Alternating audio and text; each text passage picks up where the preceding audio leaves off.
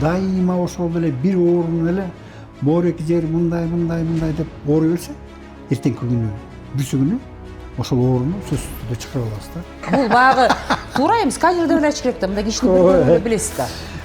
Биз ошол ооруп атат дегенде келебиз, ооруп атат дегенде уже 3-4 стадияга өтүп кетти деген сөз да.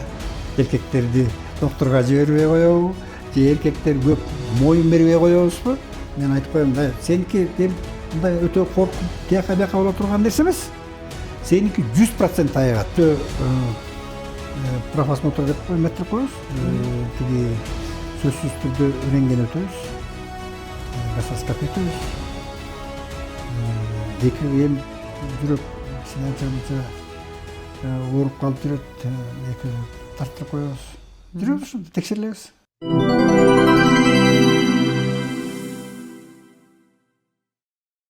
Саламатсыздарбы? Бүгүн биздин кеп кылчу тема абдан оор тема. Бул рак илдеттери. Акыркы маалда массалык маалымат каражаттарынан, деги эле социалдык тармактардан ушул оору тууралуу макалалар, жардам берүүгө чакырыктар көп кездешет. Ошон үчүн биз ысык көл өрөөнү боюнча жалгыз онковрач Саркеев Замир агайыбызды биздин студияга чакырып, ачык маек куралы деп чечтик. Саламатсызбы, Замирбек Кеңешбекович? Саламатсыздар. Куш келипсиз. Анан ушул сиз менен ачык ушул оор илдет тууралуу маек курабыз деген ниеттебиз. Эми алгач чү дегенде эле ошол көл боюнча көрсөткүчтөргө кайрылсак да, ошол кээ бир айтат, көлдө акыркы жылдары көбөйүп кетти дейт. Канчалык деңгээлде ушул чын? Акыркы 1-2 жылдын ичинде онкологический оорулардын саны көбөйө баштады. Бирок өтө көбөйүп кетти деп айткандан алысмын. Салыштырмалуу 2 жылга, 3 жыл мурунку жылдарга караганда салыштырмалуу былтыр жана быйыл көбөйдү. Негизги себептери эмнеде ошол? Негизги себептери эми ушул негизги себептери моореки биздин 90-ч жылдардагы экономикабыздын, мамлекетибиздин оор абалы, экологиянын мындай бузулушу жана моореки жеп аткан ак нандан, жеп аткан тузубуздан деп ойлойм. Бирок ысык көлдөгү моореки ысык көл областындагы биз ичип аткан сууларга бир дагы суу жетпейт деп ойлойм да. Сапаты жагынан, жакшы. Сапаты жагынан. Анан ошол факторлордун негизинде өсүп атат деп ойлойм. Эң эле башкы себеби ушул стресс иммундуу системабыздын түшүп кетиши себепкер деп ойлосо болот да. Кече жакында ошол массалык маалымат каражаттарынан баягы шишик, залалдуу шишик ооруларынын статистикасын көрсөттүр да, баягы кайсыл оорулар, кайсыл жактыкы көбүрөөк деп. Ошол өпкө оорулары дейт, өпкө жагын кармаган. Анан баягы төш айымдардын, төш эмчек деп эле айтыш керек. Эмчек бизде ошо көлдө кандай дегеним да? Ысык көл областында эми биринчи орунда көп жылдардан бери ашказандын рагы көп учурап атат. Экинчи орунда өпкө келат эле, жок, азыр 2 жылдан бери өпкө 4-нчү орунга түшүп калды. Азыр 2-нчи орунда эмчек оорулары, 3-нчү орунда аялдардын жатын моюнчасы, рак шейки матки деп. Жатын моюнчасында 3-нчү орунга, андан кийин анан өпкө 4-нчү орунга түшүп калды. Ошенткен күндө дагы эмне себептен деп ойлосок болот. Азыр ошо эрте мындай выявляемость деп, эрте аныкталган оорулардан ошо эмчек оорулары, анан ошол жатын моюнчасында эртерээк аныкталган сайын ошолордун саны өстү десек болот да. Моореки COVID-19 бери өпкөнүн рагы действительно көбөйүп атат. Бирок ашказандын рагына жете элек. Ашказандын рагы дагы эле биринчи орунда туруп атат. А бул эмне менен байланыштуу? Мисалы үчүн пневмония баягы болду, ковидтен кийин көбөйдү, бирок болбой эле ашказан көбөйүп атат. Өпкөнүкү ковид деп ойлосок, бизде ашказан оорулары эмне себептен? Биз ашказанда жарам бар деп коюп эле жүрө берип, ошол жараны убагында текшерип, убагында дарылабагандын себебинен көпчүлүк убакта жаралар ошол ракка өтүп кетип атат да. Эң башкы себеби ошол хронический өнөкөт оорулардын, ашказандагы өнөкөт оорулардын көбү ашказандын рагын алып келип атат да. Эмчек оорулары болсо, өзүңөр билесиңер, аялдардын төрөтү абдан эле аз болуп калды. 3 баладан, 2 баладан төрөлдү эле. Эми акыркы убактарда азыр келиндерибиз 4-төн, 5-тен, 6-дан, 7-тен төрөп баштады. Бирок ушул көрсөткүч деле бир аздан кийин оңолот деп ойлойм да. Эмизүү дагы баягы өзүнчө бир профилактика дейт да. Эмизип, баланы эмизерде аялдын организми даярданат. Атайын гормондорду чыгарып, лактозаны чыгарып, эмчектин сүтүн чыгарыш керек да, баланы эмизиш үчүн. Бала ошол убакта эмилет. Эне ошол эгерде туура эмизе турган болсо, эне ошол баланы эмизип аткан убакта рахат алат да. Рахат алат. Ошол убакта эле организм эс алып калып атпайбы? Дофамин, баягы гормон счастья. Да, гормон счастья. Ошонун баары тең эмчектин рагына азайышына алып келет. Мурун Советтер Союзу маалында баягы милдеттүү түрдө медициналык текшерүүдөн баары жалпы жарандардын баары мектептерде дагы, баягы жумуштарда, завод фабрикаларда өткөрүлчү. А учурда ошол сыркоого кабылып калган, жаман ооруга, илдетке кабылып калган адам кантип билет өзүнүн абалын, кандайча сизге келишет? Бул эми мындай да. Илгери Союздун убагында, СССРдин убагында именно мамлекет адамдардын ден соолугуна кам көрчү.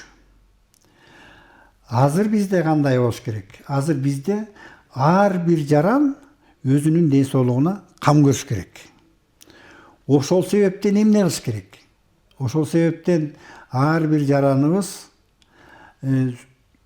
сөзсүз түрдө жылына 1-2 жолу рентген өтүп коюш керек. Ашказан ооруса жылына 2 жолу гастроскопия өтүп коюш керек.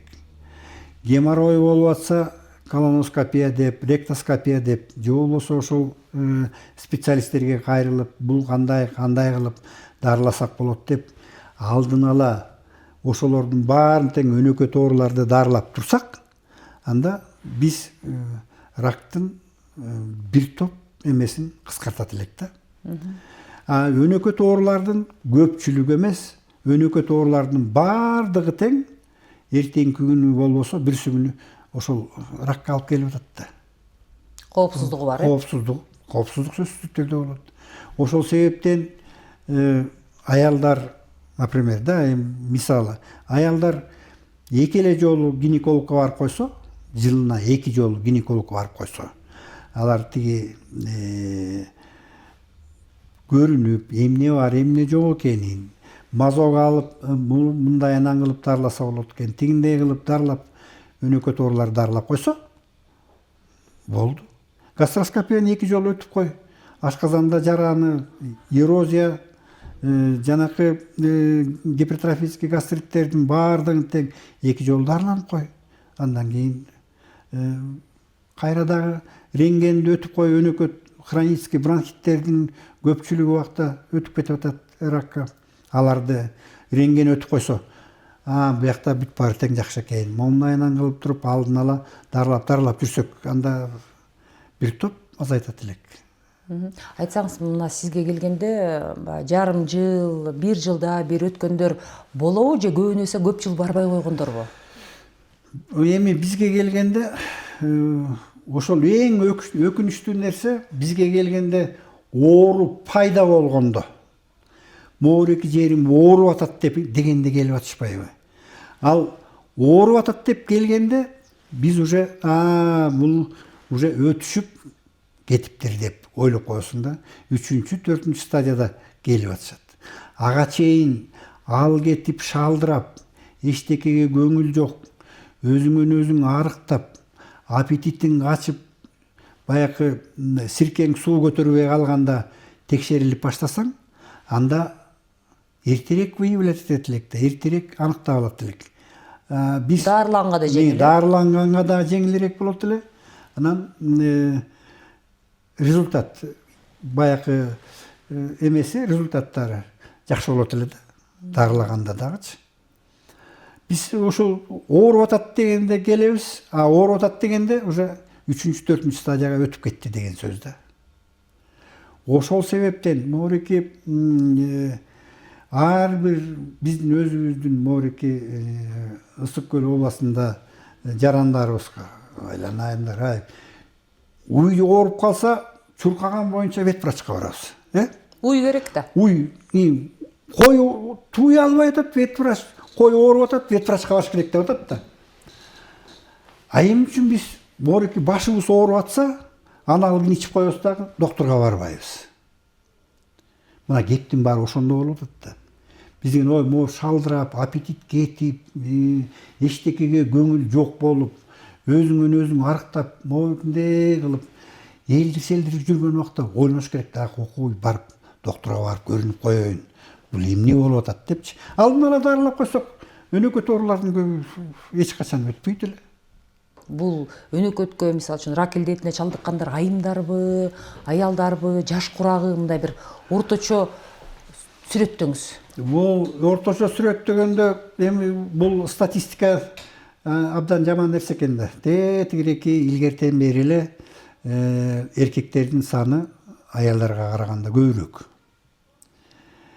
Же аялдар эркектерди докторго жибербей коебу, же эркектер көп моюн бербей коебузбу? Күчтүүмүн деп жүрүп алышат го. Күчтүүмүн деп моюн бербей жүрө берип, эркектерде рак илдети көп болот. Дүйнө жүзү боюнча ошондой. Дүйнө жүзү боюнча. Эркектерде кайсы основном? Эркектерде ашказан. Ашказан, андан кийин өпкө, андан кийин боордо. Боордон аябай көп рак чыгып атат азыр. Эмне себеп болуп атат? Келиндерибиз эригип, жанакы идишти жууганда моющее средство деп атабыз. Ошол моющее средство биздин тиги боорду талкалап атат да. Моющее средство именно ошол идиш аяк жууган. Идиш аяк жууган моющее средство. Ошол жерден. Демек аны баягы жакшылап кылдат чайкаш керекпи, же болбосо такыр эле колдонуудан баш тартыш керекпи? Колдонуудан илгери биздин энелерибиз идиш жууганда гүл менен же болбосо кир сабын менен жуучу. Идишти кир сабын менен же болбосо чыкпай койсо гүл менен жуучу. Гүл менен кум менен жуучубуз да. Алар таптаза экен да. А биз азыр моющее средствону тиге салып эле шарак эткирип туруп, бир чайкабай эле шак эткирип туруп тизип коюп, ошонун баары тең алып келип атпайбы? Ошонун баары тең алып келет. Сироз болуп атат. Сироздон кийин 1 жыл өтпөй, 2 жыл өтпөй эле тиги боордун рагын алып келет. Адамдар келет да баягы, келишет, анан текшерүүдөн өтүшөт, баягы көбүрөөк мөөнөт болсо деле, аз баягы биринчи жолу көрсөңүз деле ушундай ооруга чалдыгып калдың деп айткан оорбу? Оор болуш керек аябай эле. Көзүн карап туруп. Же сөзсүз түрдө өзүн айтпай башка туугандарына угузасыңар? Жок, биз эми тегиреки Союздун убагында окуганбыз. Союздун убагында диентология деген совсем башкача болчу. Ал убакта деген пациентке өзүнүн дартын айтканга болбойт деген табуу бар болчу да. Мен деле ошол эле тиги Союздун тарбиясын алып калган киши катары мен эч качан пациентке өзүнүн диагнозу тууралуу эчтеке деп айтпайм. Туугандарын чакырып алып, бала бакырасын чакырып алып, мына акыбал моорукиндей экен, тигиндей мындай болуп атат. Же болбосо эгерде пациент өзү жалгыз келип калса, ой, сиздики мындайынан караганда өтө оор, эч кандай эчтеке жок экен, бирок сөзсүз түрдө барып Бишкектен бир МРТ өтүп, жака бияка кылып текшеришиңиз керек экен. Демек жолдомо бересиз, бажымсалда кагаз короп. Жолдомо берип жиберебиз да, атак жок азыр пациенттерге. Азыркы тенденция, дүйнө жүзү боюнча тенденция, пациенттин өзү өзүнүн дарттын билиш керек деп атпайбы? Азыр тенденция совсем башка. Пациентке азыркы докторлар, например, Бишкекке барса, сразу эле айтып койду деп атышат. Ал деле с другой стороны тенденция ошол жака кетти. Себеп дегенде пациент өзүнүн ден соолугу үчүн күрөшүш керек да. Биринчи жолу стресске түшөт. Точно стресс болот да. Стресске түшүп меттиргенден кийин анан кандайча жол менен айыгышым керек деген эмени издеп баштайт, жолун. Аракеттенип баштаган сайын организм преобразоваться этилип, ошо күрөшкөнгө аракет болуп, анан жанакы дарылаганга кичине жеңилирээк деп эме болуп атат да, тенденция. Так что анан эми биз Союздун тиги тарбиясын алып калгандан кийин жок, мен айта албайсыз, оозуңуз барбайт, Жок, айта албайм, оозум барбайт. Эми ушунча жыл жаңгыз ысык-көл өрөөнү боюнча онколог болгондон кийин эми тууган урук арасында, дос таныштын арасында баягы жакындарыңызга ушул илдетин билип, баягы угузуу талабы турганда алдыңыздачы? Болду беле ушундай? Өзүнө бир ушундай оору болуп атат деп жок. Жок, билсеңиз да макул, суроомду башкачараак кылайын. Билсеңиз дагы баягы кишиден жолугушуудан, көзүн тике кароодон тайсалдап, мындай бир өзүңүздү мындай бир кандай бир деңгээлде керек болсо мындай бир ыңгайсыз да сезип, билип турам, айта албай турам дегендейчи. Болду беле? Эми көп эле случай болот, көп эле болот. Өтө эле айылдаштарыбыз деле, бир туугандар деле, тиги өзүмдүн атам деле ушул ооруга чалдыгып, ошондой эме кылышты. Бирок өзлөрүнө эч качан айткан жокмун. Бир туугандарга айттым, туугандарына айтып, балдарына түшүндүрүп, моорукундай акыбал экен, моорукундай ситуация. Өзүнө жок, өзүнө. Эми мына 45 жыл болду иштегениме. 45 жылдан ичинде пациенттерди дагы алдаганга үйрөнөт экенсиң да. Көпчүлүк убакта пациенттердин көбүн алдап коем. Чын эле айтам. Мына бул куттуу жерде отурабыз го, алдап коем. Мындай, ал тигиндей мындай экен, ал ар жак эртең жакшы болот, бүрсүң жакшы болот деген кеп да. Так мындай жок, айткан жок. Бирок ошо сиз жакшы болот деген жакшы кебиңиз, жакшы сөзүңүз да, жакшы маанайыңыз ошол таасир береби ооруп атканда? Оорулуу адамдын кичине көңүлүн көтөрүп койсоң, ал айыкканга тете болот. Айыкканга тете болот да. Бир аз убакыт болсо дагы, көңүлү көтөрүңкү, баягы ооруга чөкпөй, өзүн жакшалып жүрөт. Болот андай. Болот. Ысык-көл өрөөнүндөгү ушул онкологиялык бөлүм жөнүндө кеп кылсак, азыр 10 орунду бар дедиңиз, онкологиялык бөлүм. Ар дайым бош эмес орундар. Ооба, эми биздин өзүбүздүн населениябыз 500 миңге жат чукулдап баратат. Анан 500 миңге 10 койка азыраак. Орун деле көп эметтирбейт, но сменяемость баягы орун алмашуу көбүрөөк да. Эмне жетпейт ошол бөлүмгө, айтсаңыз, эмне жетпейт? Бөлүмгө эмне жетпейт десем, бөлүмгө адисибиз бар. Жакында өткөн жана сүйлөшүп отурбадыкпы, ординатураны бүтүп келип, ойлойм да, жакшы специалист чыгат депчи, онколог чыгат деп. Бирок ошо бир киши жетеби, жана айттым. Бир киши, анан онкогинекологубуз бар эле, а киши кетип калды. Пенсияга чыкты, тияка бияка деп үй шарты менен кетип калды. Онкогинеколог керек бизге, онколог керек. Жаштардан келип атат. Бир аз окуп, үйрөнүп, тияк биякты карап туруп, андан кийин бирден көзүн билгенден кийин тыңдарынын баары тең эле чет мамлекетке кетип калып атпайбы. Чет жакка чыгып кетип атат. А жабдууларчы?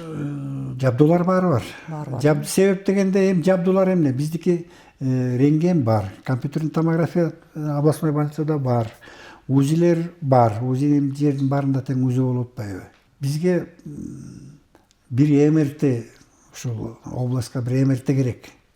МРТ десе эле Бишкекке чуркап атпайсыз, баары тең эле МРТга баш керек. Ошо баарын эле жолдомо берип Бишкекке жөнөтүп атышат. Жолдомо берип Бишкекке кетип атышпайбы? Бизге МРТ керек. Бизге бир маммограф деп аялдардын эмчегин көргөнгө бир маммограф рентген аппарат болсо жакшы болот эле деп ойлойм. Анан акытак калгандар бар достаточно. Түшүнүктүү. Ар бир адам ушул жаман ооруну алдын алуу үчүн эмне кылыш керек? Баягы профилактикалык өзүн текшерип туруудан тышкары тамактануу, спорт, мисалы үчүн маанай дагы эмне таасир берет? Эми элибизге эмне деп айтмакчымын. Заман оңолуп калды. 90-жылдардагы караганда азыр Кудайга шүгүр. Мал деген күтүрөп азыр эми 4 түлүк батпай баратат. Биз ушу туура тамактануу деп эмнени ойлойбуз? Биз туура тамактануу, эт ашыбыз Кудайга шүгүр бар. Суубуз, мен жана айтып өтпөдүмбү, суубуз жакшы. Ошол тамактарды эле мындай качественно бышырып, анан суумайды эле кайра колдоно бербей, бир колдонгондон кийин кайра башкасын, жаңысын колдонуп, анан жанакы идиш жууган тиги моющий каражаттарды колдонбосок жакшы болот эле. Азыр келиндер ыйлап аткан балага эмчек бербей телефон берип калбадыбы? Ошондой болуп калды. Ушул телефондон баарын тең ажыратыш керек болуп атат да. Чуркаш керек. Чуркап эшикте, таза абада ары бери ушул ойнош керек да. Эми спорт менен заниматься этет деген баягы андан алысмын. Алар чуркап эле физически чуркап, эшикте чикит жаап, касыматоо ойноп, же болбосо футбол ойносо, кыймылдап турса, сонун болот эле. Андай болбой атат да, к сожалению. Биз аябай мына турмушка жакшы деп атпайбы, турмуш жакшы, жетишип калдык деп. Бирок биз телефонго жетишкендей болуп калдык да. Тас торкондо отурганда кээ бир жигиттер ушу 5 бармак тартылат деп атса, телефон карап отурат. Бул туура эмес болуп баратат. Биз такыр тескери жакка баратабыз да. Илгери ата-бабаларыбыз мындайынан тас торкон жайылып, кол жуулганга чейин тегерек санжыр айтышып, тияк биякты сүйлөшүп отурчу эле. Азыр андай жок. Телефон карап отурганда кээде жинин келет экен, да. Жин келбей коёбу. Сиз өзүңүз сөзүндө айтсаңыз, жана айттыңыз, телефон такыр колдонбойм, жумуш бүттүбү, токтотом, ошо менен таң аткыча карабайм деп, Эмне берет бул сизге ошол телефондон арылуу, телефонду ченемдүү пайдалануу сиз үчүн эмне берет? Ошол телефонду карап отурганга деле кээде убактым болбой калат. Бияктан жумуштан чарчап барсаң, кичине бир жарым саат, 1 саат кичине эс алып алгандан кийин анан коро жай, мал сал, тияк бияка болуп анан ошолор менен алаксыйсың да. Анан телевизор көрөм, спортко абдан кызыгам. Жаш чакта ойночу элек, азыр эми кайдан ойнобой калдык. Кызыгам, болельщик дегенде. Күнүнө кем дегенде 10 000 кадам баскыла дейт. Ошол кандайдыр бир деңгээлде адамга жардам береби? Сөзсүз түрдө да. Көпчүлүк оорулардын көбү мына кыймылсыз отургандан болуп атат. Малоподвижный образ жизни. Ошол абдан көп ооруларга алып келет экен да. Ожирение деп, семиздикке, жүрөк ооруларына, давлениянын көтөрүлүшүнө, бүт баардыгына тең. Эркектерге жанакы простатит деп атабыз, аденома деп атабыз. Ошолордун баары тең эле отургандык малоподвижный образ жизни. Телефон тиктеп отурган, Телефон тиктеп отурган, ошол том числе да. Эгерде жумуштан чыгып, кечкурун кетип баратсаң, кечинде абышка кемпир примерно бир 80-дерден өтүп 90-дорго барып калган. Орус улутундагы Абышка кемпир да. Кичинекей күчүгү бар. Басышат. Мындай суктанып коесуң да. Аттың айдып, Эмне себептен биз кыргыз улутунда абалар, жеңелер мындай олтукташып алып ары бери басышпайт деп ойлойсуң да. Бирок ушул жерден баягы кыстарып кетейин, сиз доктурда болуп баягы өзүңүздүн кызматыңызда болуп көрбөй атасызда. Мисалы үчүн биздин парктарда акыркы маалда ошол жетелешкен абышка кемпир болбосо дагы жалгыздан абышка кемпирлер, баягы эжекелер, абалар басып жүрүшөт. Туптура да. Ушул жанакы малоподвижный образ жизни деп ушул биздин азыркы проблемалардын аябай чоң проблемалардын бири болуп атат. Ошол областтык оорукананын хирургия бөлүмүндө хирург катары, онкохирург катары эмгектендиңиз, айтсаңыз, баягы элде бир кеп бар да, мисалы тааныштардын кээ бирөөнөн угуп каласың, баягы онкологиялык залал шишик оорулар азыр көп эле кездешет, анан бирөөнү уксаң айтат да, ай ушуга бычак тийгизип койду, ошон үчүн жакшы болбой калды дейт. Кээ бирөө айтат, жок, кесиш керек, маалында баягы хирургиялык жол менен бул дарттан арылыш керек деп. Кайсынысына сиз көбүрөөк ыктай элеңиз? Эл айткан чынбы же бул жөн эле баягы эмеби, мындай бир кандай десем, божомолдорбу? Бул ушул божомол тегиреки илгертеден бери элибиздин канына сиңип калган да. Элибиздин канына сиңип калган. Азыр техника өстү, хирургия дагы аябай чоң өсүп атат. Робототехника деп азыр чет өлкөлөрдө роботтор уже операциялардын бүт баарын тең отуруп алып роботтор жасап атышат. Эчтекесин калтырбай. Ошол эле бычак менен эле кесип эле. Только байкы роботтор жасайт. Адам башкарып эле турат, Адам башкарып отурат. Тиякта башкарып отурат. Роботтор акырын алып мындай тияка бияка деп жасап атышат.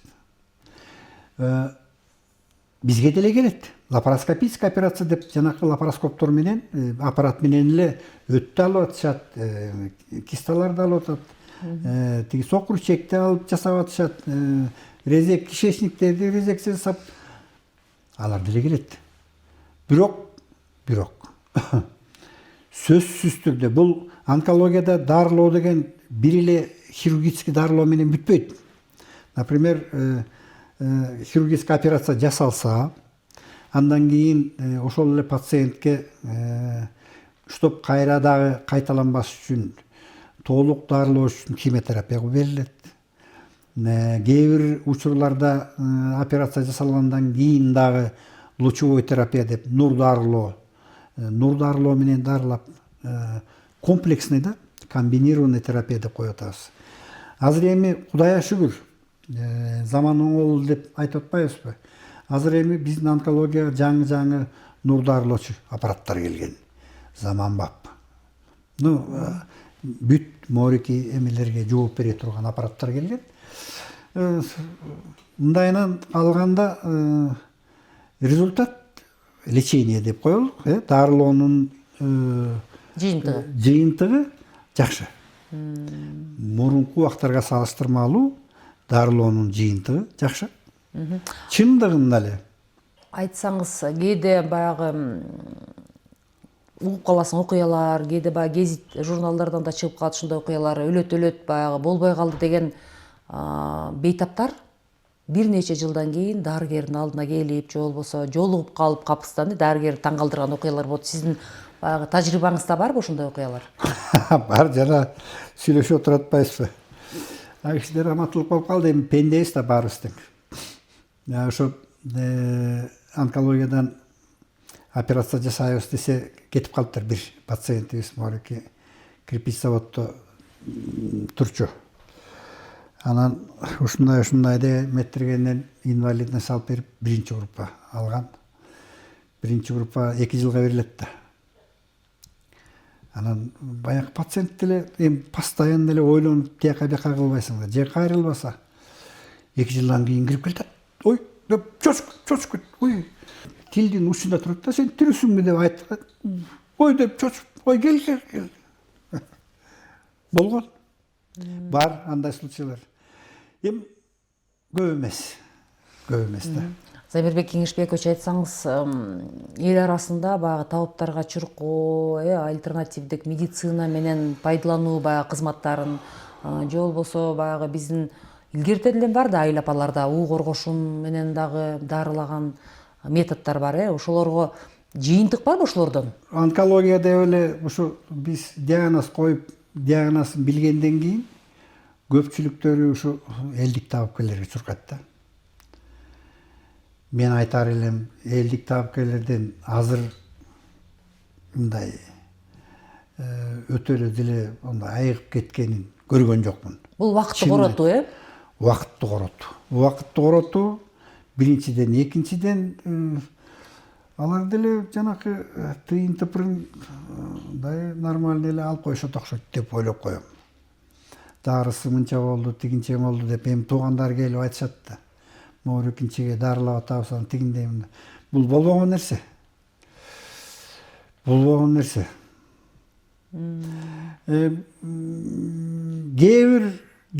бир жанакы гистологический структура деп коебуз да, шишиктинчи. Шишиктин кээ бир ушу гистологический структурасында кээ бир опухолдор элдик эмелерге, например, исиккуский коренге, аконитке баш ийиши мүмкүн. А так мындай жок, мен көргөн жокмун. Бирок элди үндөбөйсө уу коргошунду пайдаланууга. Жок. Элдин көбү эле билет, мен мындай көп увлекаться тияка бияка деп колдобойм да, жактырбайм. Түшүнүктүү. Бул ошо бейтаптар Бишкекке силер жолдомо берип баягы айтып атпайсыңар, кагазга ороп, жымсалдап жөнөтүбүз деп. Ошондо кээси түшүнөбү, мындай бир үмүттүү карап, ойлонуп калып, же баягы аппаратура, жабдуулар экен деп эле тезинен чуркап чыгып кетчүбү Бишкекти көздөй? Пациент менен кандай сүйлөшсөм, жакшы сүйлөшсөмчү. Например, мен айтып коем да, сеники мындай өтө коркуп тияка бияка боло турган нерсе эмес. Сеники 100% айыгат. Сен экөөбүз кайра бир 2 жумадан кийин, 3 жумадан кийин ушул эле кабинетте жолугушабыз. Демек баарына дем бересиз, жакшы. Ушул жерден жолугабыз. Сеники бүт бартың нормально болот. Сен деген өзүңдү өзүң сөзсүз түрдө операцияга даярдашың керек деп коем да, морально. Морально даяр болуш керек. Пациент өзү морально даяр болуш керек да, операцияга деп, бияктан жиберип атканда ушундай. Сеники бартың нормально болот. Мен бул суроону бергеним баягы орусча айтмакчы эффект плацебо деп коет го. Киши ишенимден дагы, мисалы, айыгып кеткен. Ошол дагы баягы таасир тийгизеби деп атам да. Мындай да, теринин меланомасы деген болот. Теринин меланомасы өтө злокачественный десек, аябай злокачественный опухоль болот да. Агрессивдүү, аябай агрессивный. Анан ошол шишик кээде каким-то образом өзү жок болуп калат. Ал башыман өткөн да. 4-нчү стадия десек, например, аны кармай албайсың да. Бул жерден байлап, кесип алып, байлап, кайра тиягын байлап атсаң, ал үстүнөн кайра чыгат да. Кете бересиң, ушу аркасынан болот. Кээде өзүнөн өзү айып калат. Меланома ошондой касиети бар да. Өтө агрессивный. Любой жерге метастаз берет, тияка бияка. Но одно и то же время шак этип туруп өзү жок болуп калат. Замир Кеңешбекович, айтсаңыз, баягы өлүмдү да көрдүңүз, Кудайдын кудуретин да көрдүңөр, баягы бир буту ар жакта болуп турганда да жаркылдап бери жактуу көздөй келип жакшы болуп кеткен. 45 жыл оор, абдан эң оор тармагында дарыгер болдуңуз. Артка кылчайып карап, мындай бир ушундай бир татаал кесипти тандап алганыңызга өкүнбөйсүзбү? Жакшыны да көрдүк, жаманды да көрдүк. Менин бир эле ушу ата-энеме ушул оокатын кылсын деп мага көмөктөшүп, Моорикинде мединститутка тапшыртып окутуп койгонуна ыраазымын да. Азыр дагы ыраазымын. Отуруп алып эле ыраазы боло берем. Эгерде даже Моорики кайра дагы кайрылса десем, Раматылык Мамбет Мамакевич 3 жолу өзүнө чакырган. 3 жолу өзүнө чакырса, биз эмне болобуз, анан кандай жашайбыз, анан тияка бияка деп 3 жолу тең отказ берип койгом. Биякта бейтаптар да кыйбайт да, Жок, Андай маселе эмес. андай максат жок. Анан мен только хирург болом деп жүргөндө, анан Башында дебесизби, жолдун башында. Мамбет Мамакеевич тили раматылык 3 жолу. А кишиге да рахмат. А кишилер биздин атабыз, агаларыбыз, мугалимибиз. Мен жок, кайра дагы кайрылса, мен кайра эле ошол кесипте иштемекмин. Аябай көп пациенттер менен мындай баарлашып, акыркы күндөрү болуп аткан күндө дагы, акыркы күндөрү болуп атканда дагы чогуу отурушуп, сүйлөшүп, бири-бирибизге ыраазычылыкты билдирип, көп элдин аябай көп алкышын да алдым, рахматын да алдым, көбүнөн тил да уктум, бирок кайра тандабайт элем. Сизди айтышат да, мындай бир ички туюм менен дагы билет, ушунчалык тажрыйбалуу деп бүгүнү биздин бейтапканага барып бир эжеке менен ал дагы ошо сиздин кесиптешиңиз сүйлөшүп калсак ошол мындай эле карап эле билет дейт. Өзүңүздүн багы сканер жөнүндө айтып берсеңиз. Бул багы туура эми сканер деп эле айтыш керек да, мындай кишини көргөндө билесиз да. Көп жылдык опытта, 45 жыл болду деп атпайбы, көп жылдык опыт. Кабинетте отуруп минтип эле бири карап, бул кишиде анемия бар экен, герсар болуп калыптыр, бул кишинин тияги ооруйт экен, бул кишинин мындай ооруйт экен деп эле акырын четинен диагноз сурап, ой эмне болуп атасыз деп, анан сурап, таржымалды сурап тияка бияка кыласың да.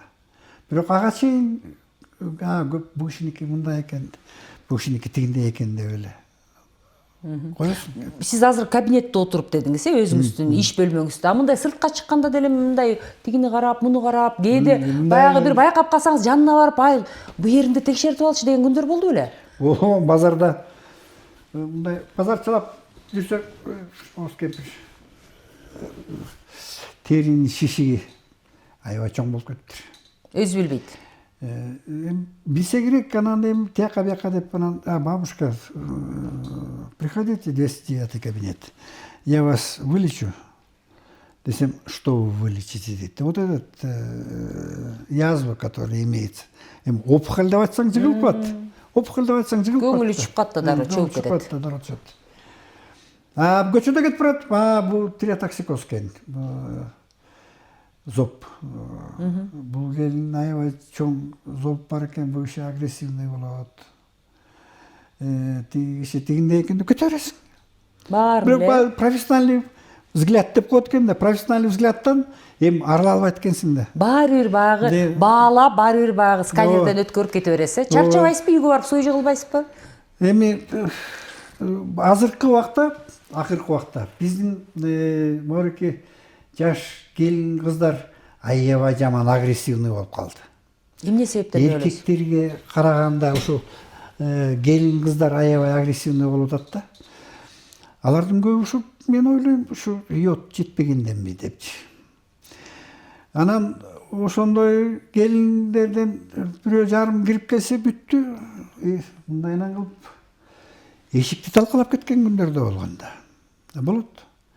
Анан элдер менен тияка бияка деп общаться этесиң, көпчүлүк убакта чарчап каласың, действительно. Жана өзүнүн орусча айтмакчы, профессионалдык тилде айтмакчы, диагнозун кабыл албаган адам күрөшүп атып ушул оорудан арылып кеткендер болобу? Кабыл албайт, мээсине кабыл албайт. Жардам береби деген. Андайлар жок. Жок, андай жок. Аларга түрткү болуш керек да. Дарылоонун бир түрткүсүн беришибиз керек. Ансыз болбойт. Жубайыңыз да дарыгер турбайбы, эндокринолог. Анан эки врач үйгө келгенде сиз мал карайм дедиңиз, бирок болбой эле кайра эле жумуш жөнүндө сүйлөшүп кете берет окшойсуңар. Ошол кесип таанып алгандан кийин баары ошол каалайсың, каалабайсың кирип кетет экенсиң да. Анан тигинтип бул жери мындай экен, анан бири-бирибизге кеңешебиз да, бул мындай болуп атат, анан тигиндей болуп атат деп кеңешет болот. Бирок башка нерсеге алаксыш керек да. Аракет кыласыздар. Аракет кылабыз да.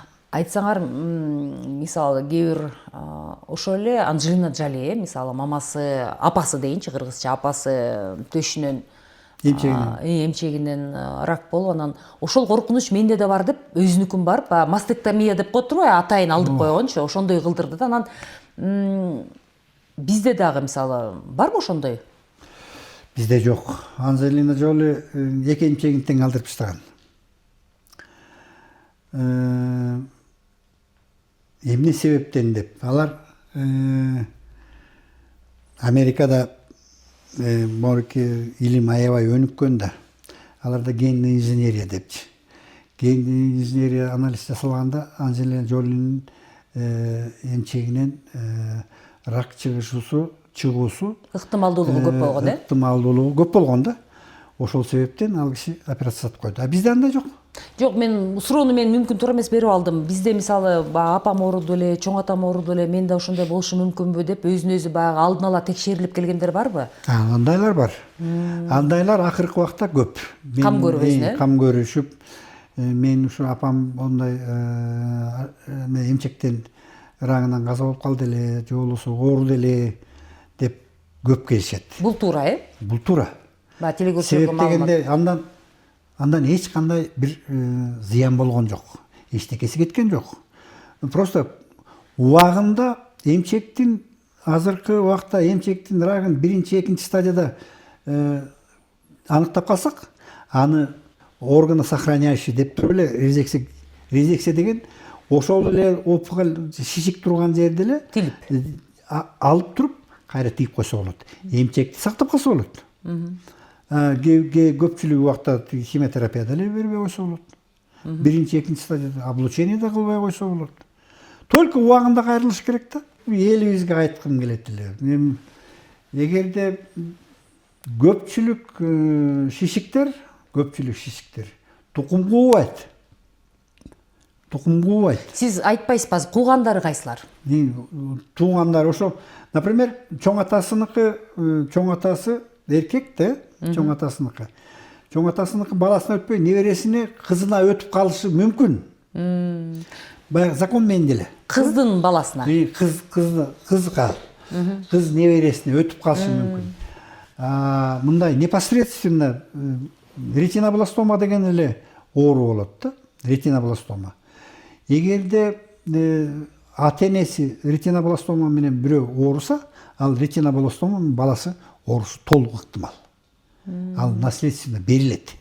А так көпчүлүк убакта берилбейт. Фантазиясы күч адамдар ошолордон өзүнө өзү ооруну баягы ойлоп таап, коркуп, кууп, улам текшерип, ошол дагы бар да, туурабы? Анан терс таасирин да тийгизиши мүмкүн. Сөзсүз түрдө биз ооруну өзүбүзгө чакырбашыбыз керек. Мен мага кайрылган пациенттердин көбүнө айтам, ооруну өзүңөргө чакырбагыла деп. Эгерде постоянно эле дайыма ошол эле бир ооруну эле моореки жери мындай деп ооруй берсе, эртеңки күнү, бүрсү күнү ошол ооруну сөзсүз түрдө чакырып алабыз да. Ал бар. Буну медицинада эмне эффект деп айтылат? Аны менен деле көп илимий жагын мындай эме кылдырбаптырмын. Бирок статистикада бар, Статистика эмес, менин өзүмдүн практикамда бар да. Практикаңызда бар. Ошентип коркуп атып, анан пайда кылып алышат. Ушундай пайда кылып алышат. Сиз өзүңүз жөнүндө айтсак, жылына канча ирет текшерилип турасыз? Ошондой бизде эми баягы сөзсүз түрдө профосмотр деп метрип коебуз. Тиги сөзсүз түрдө рентген өтөбүз, гастроскопия өтөбүз. Эки эм жүрөк кичине анча-мынча ооруп калып жүрөт, эки тартып коебуз. Жүрөбүз ушунда текшерилебиз. Замирбек Кеңешбекович, чоң рахмат. Элдин алкышын алып эле, оорудардан айыктырып эле, аманчылыкта болуңуз, жүрөгүңүз эч качан оорубасын. Анан маек куруп бергениңиз үчүн ыраазычылык билдиребиз. Рахмат силерге дагы. Элиме ден соолук каалайт элем, аманчылык каалайм. Орозо тутуп аткандардын орозоңор кабыл болсун. Бирок өзүңөрдүн ден соолугуңарга дайыма камкордук көрүп жүрө бериңиздер. Мен болсо телекөрүүчүлөргө эскерте кетейин, биздин студияда бүгүн залал шишик оорулары тууралуу ысык көл өрөөнү боюнча жалгыз онковрач, саламаттык сактоонун мыктысы Замир Саркеев болду. Оорубаңыздар эч убакта, ден соолугуңуздарга кам көрүп, убагында текшерип туруңуздар. Саламатта калыңыздар.